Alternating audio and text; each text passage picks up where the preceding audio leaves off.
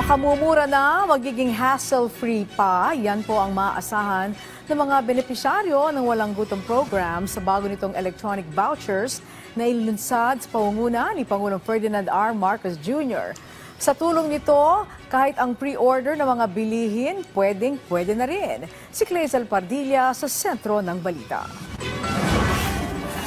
Bukod sa kanyang 2 taong gulang na anak, si Gwen na rin ang tumatayong ina sa kanyang 3 kapatid matapos sumakabilang buhay ng kanilang magulang.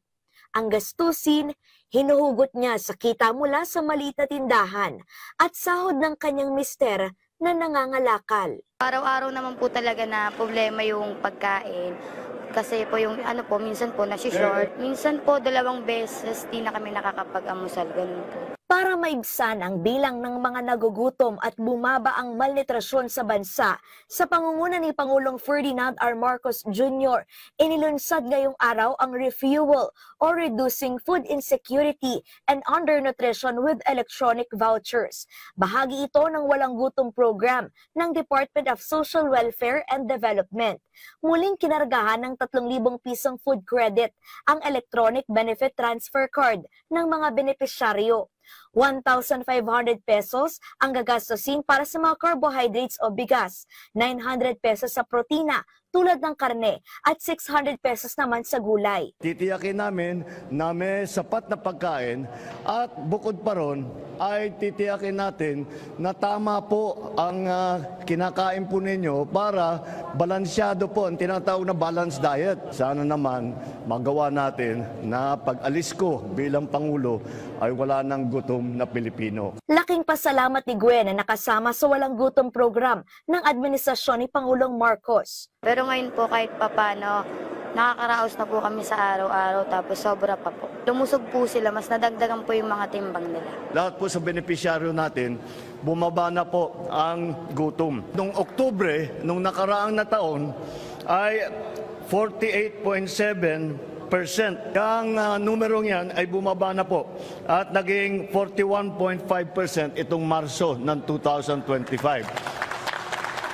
Palagay ko, pagkatapos ng taon, makikita natin mas bababa pa. Pinabubuti pa ng DSWD ang programa at nagtatag ng Walang Gutom at beneficiary application. Gamit ang beneficiary app na maaring i-install sa mga cellphone, makikita na ng mga benepisyaryo ang schedule kung kailan sila pwedeng mag-redeem o bumili uli ng pagkain.